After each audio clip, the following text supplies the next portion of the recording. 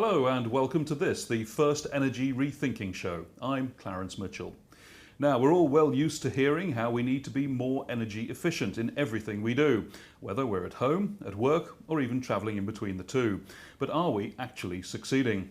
At a time, of course, when businesses are cutting costs and saving money wherever possible, is energy efficiency still figuring high on the corporate agenda?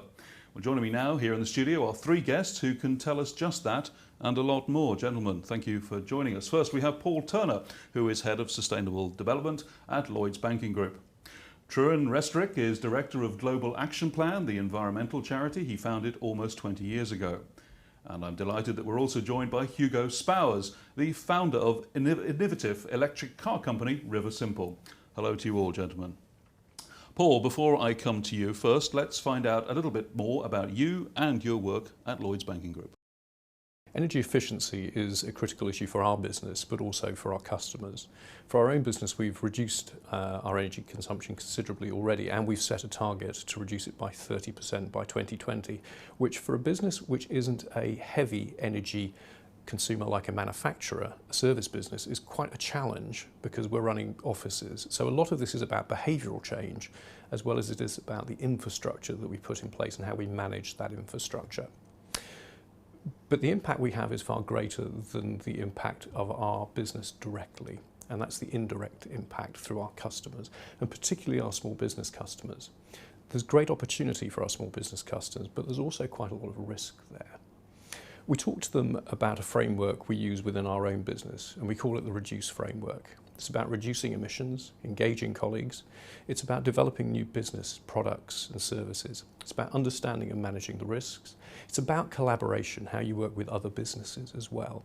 And then it's about engaging customers and suppliers on this journey. We've run a number of events for customers focused on energy efficiency and sustainable business. Those events provide our SME customers with the opportunity to network, to learn about best practice and to build those all-important relationships for collaboration. We've also developed a website for customers. So if you go to lloydstsb.com, click on business banking, you'll see sustainable business and an opportunity there for customers to develop their own environmental action plan to reduce their energy impacts, but also their broader environmental impacts as well. The challenge for so many businesses, though, in the current economy is people aren't looking to invest, but there's a lot of low-hanging fruit with energy efficiency. Much of that's about behavioural change, and there are some pretty low-cost investments which give a quick return that can reduce a business's costs as well as its risks. And then for small businesses, I think the final point I'd make is the land of opportunity. As the larger businesses look to see how they can reduce their impact, the opportunity to do stuff through the supply chain, the new business opportunities, and the opportunity to grow a business out of the recession, focusing on the new green economy. So, Paul, some very interesting stuff there, of course, and fascinating to see what you're doing at Lloyds. You meet business leaders every day, of course. Are you finding that energy efficiency is still high on their agenda? I think it's certainly on the agenda. It's different things, though, for different businesses. For the larger businesses, the cost base that they run is so large that focusing on energy efficiency can have a really meaningful impact. But for some of the smaller businesses, where the low-hanging fruit perhaps isn't quite so easily attainable, it's about how they can grow themselves out of the recession, focusing on the supply chain benefits of the move to a green economy. So I think it's different things for different businesses, depending on where they are in the supply chain. Paul, thanks very much. We'll come to general debate in a moment. Hugo, if I can turn to you now. Obviously, speaking of independent, innovative businesses, your company is really doing some very great work with energy efficiency. Let's take a look and see what you've been up to. River Simple is a car company that is building and supplying cars to radically reduce the environmental impact of personal transport. We believe really that the key barriers to achieving this are not technical, but they're to do with people, politics and business. So there's more innovation on the business model side than on the technology itself. One of the key principles for us is that we're selling a service. We're never selling a car, and customers will sign up to a contract, much like a mobile phone, which covers all the costs, even the fuel. Our current car does the equivalent of 300 mpg, but runs on hydrogen.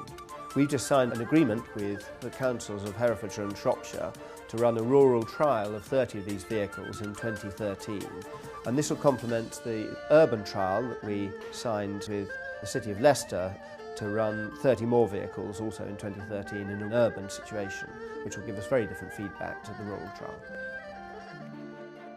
We really need to achieve radical change if we're serious about tackling the environmental impact of personal transport.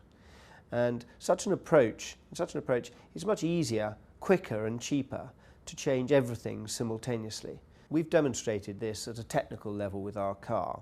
But the same is true of the business model of the auto sector, which was forged by the 20th century and is completely incapable of addressing needs in a world of peak oil and climate change. Our investors, who are themselves from the auto sector, understand this, and they regard nothing as more risky than the current industry model.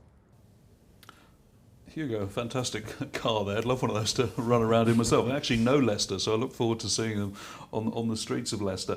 Clearly, your company is hugely committed to energy efficiency and the responsibility around that. What tips would you give to other businesses who perhaps aren't as far forward as you in their thinking? Well, I think that if you take the traditional approach of spotting the easy wins and focusing on them, they are inevitably in business models that are developed in the 20th century, as I was saying in that video. They are invariably costs on the bottom line, and so it's a philanthropic, altruistic gesture, and it's very difficult to go very far, very fast. If, on the other hand, you're prepared to look at things at a much more systemic level and fundamentally integrate energy efficiency into the business model, the way you do business, you can go much further, much faster and much cheaper and actually turn these costs into sources of competitive advantage. And that not only builds a sustainable competitive advantage because it's built into the system, but it also future-proofs your business. And we can't bet on the future and exactly predict what's going to happen, but you can pretty easily identify the trends. And designing a business for the future than the past is a wiser, more prudent way to go. Hugo, thanks very much indeed. Yes, of course, investment in new and better technology is a significant part of how companies can reduce their energy usage. But True, your organisation has also been doing a lot of work on behaviour change, haven't you? Let's take a look at that. I work for Global Action Plan, and one of our aims is to help businesses become more environmentally sustainable. And we do that by engaging and talking to employees and getting them to create change within their business. And if you go and talk to them about environmental issues, they immediately think it's going to be expensive. They think of solar panels, microgeneration and things like that. But actually, they don't need necessarily to make that investment, because you can have the best technology in the world, but if the employees aren't using it as efficiently as possible, then their costs are going to stay high. So we're very much about getting employees to understand how they can use their technology they've got better to save energy.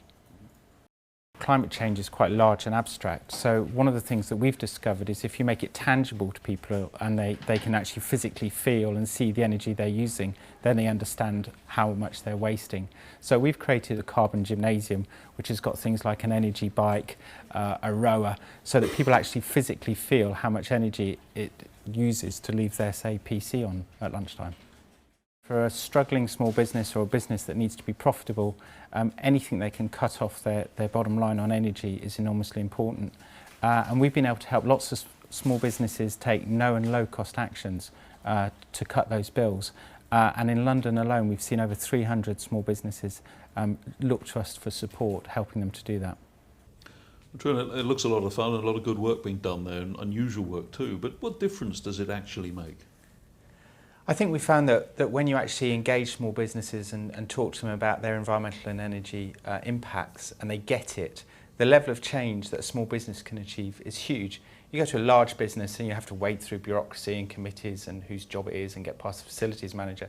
If the leader of a small business says, we've got to cut our costs and we've got to engage our staff, then what you see is change happening incredibly quickly and at quite a significant level. And it's sort of like a virtuous circle. Once people get the issue and start creating change, then they start to ask what more they can do. So we're seeing a lot of businesses sort of transform their activities once the leader of the business says, yeah, I want to do this. It needs that impetus from the top. Yes, you need that catalyst. Gentlemen, if we can widen the discussion. I mean, considering all this, it would seem that investing in energy efficiency is clearly the smart thing for any sensible business to be doing, but there are still an awful lot that don't. Why do you think that is? Well, one of the barriers at the moment is just the state of the economy. Particularly small businesses are finding, well, in fact, I would say all businesses are finding the economy quite difficult, and that's for large and small, but I think particularly for small businesses with cash flow issues. So making a leap of faith and an investment in something that gives a long-term payback can be quite challenging. But certainly in our experience, we found that there are a number of investments that can be made which give a very short-term payback, in fact, some within 12 months. And those make a lot of sense, even in the current environment. So ROI is there, it can be seen. It absolutely can be. Hugo, is that what you're finding? Absolutely. I mean, I think that what Paul says is absolutely true. But even when we aren't under the economic pressures we're under at the moment, the fact is that all businesses are under, I think, undue pressure to focus on short-term profit. And I think it's well worth remembering that actually resilience, even for investors, is more important than profit, because by definition, you can't have a resilient business without profit anyway. It comes with the territory. But you can easily have a profitable business that isn't resilient. And if you're focusing on the short-term profit, you make different decisions and different choices than if you're focusing on the long-term. If they're different, by definition, they're wrong in the long-term interests of the business.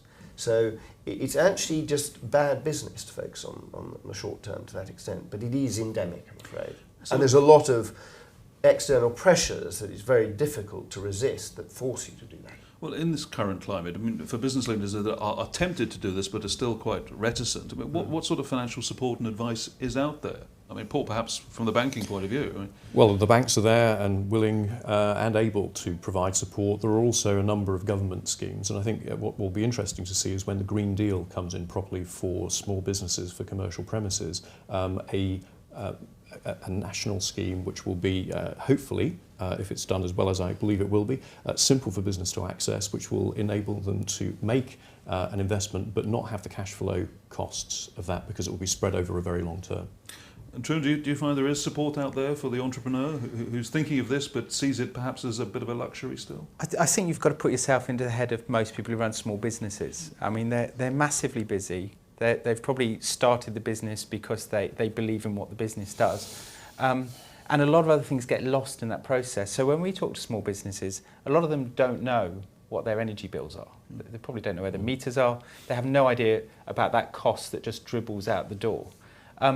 A lot of businesses, small businesses, don't own their property. So trying to get change in a property where you don't have control of the boiler or the heating controls, etc., is really difficult. And a lot of the support that is available isn't targeted at those small businesses.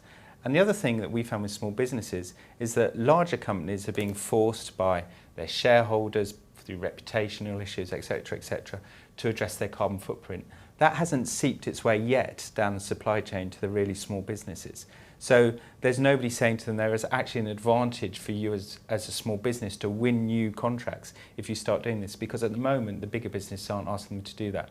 But that's going to happen. Mm-hmm. So the prudent and aware small business manager is really on this agenda and is saving money and is putting themselves, as you said, in a great place for the future, whereas a lot of the others are just missing out on the debate. Of course, the wider public hears of these schemes from time to time and various initiatives by corporates. The cynic dismisses a lot of it as so-called greenwash. How can you tell the good from the bad? How can you convince people that this really is genuinely important and making a difference? I think those businesses who have done this really well have got, as Hugo was saying, a longer-term view and have got this really embedded in the way they do business. So they look at it from not only the way they run their operations, but how they think about products for the future, how they manage the risks, how they engage their customers, how they engage their staff.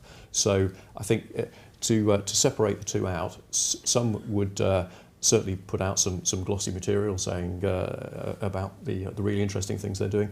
But those who quietly get on with it, with a holistic business plan that looks to the long term, I think are the ones which will reap the benefits over time.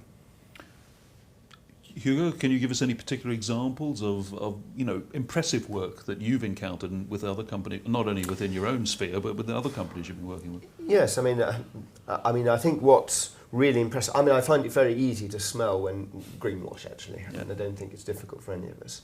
But the impressive things, I think, are when self-regulating sort of feedback loops are built into the business model, so that actually businesses are showing a genuine interest because it's in their interest to reduce their impacts. And I mean, there's a great old story about De Bono that when he was asked by a brewing company that was under pressure to reduce their effluent discharge into a river, the local council came to De Bono and said, well, how on earth are we going to police it?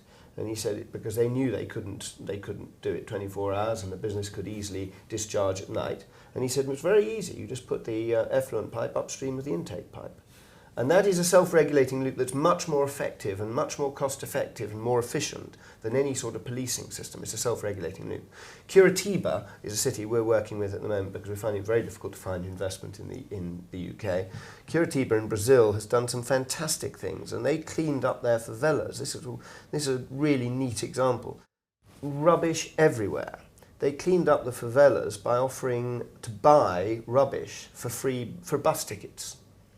And suddenly, all the favelas got cleaned up. I dare say people are stealing rubbish in Curitiba. Well, gentlemen, many thanks indeed for all your comments. That's all the time we've got, I'm afraid, for today. But my thanks to Paul, to Hugo and to Truman for coming in to share their expertise and their vast experience of energy efficiency areas. Thank you too, of course, for watching. We'll see you again here next month.